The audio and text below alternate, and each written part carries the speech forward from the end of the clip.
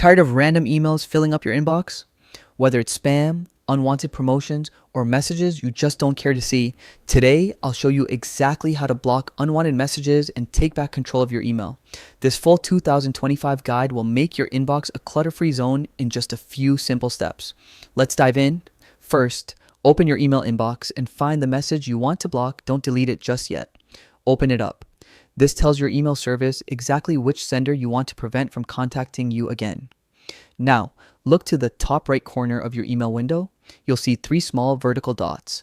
This is your options menu. Click on it. This drop-down menu gives you access to several powerful tools for managing messages and senders. From the list that appears, select the option labeled Block or Block Sender. Once you confirm, your email provider will automatically prevent that address from sending you future emails. It's quick, effective, and instantly stops that source of unwanted mail. It's important to know this block applies only to the specific sender you've selected, so all your other messages will continue to come through normally. If you notice you're getting spam from multiple sources, take it a step further. Use your email's built-in filters or spam detection settings.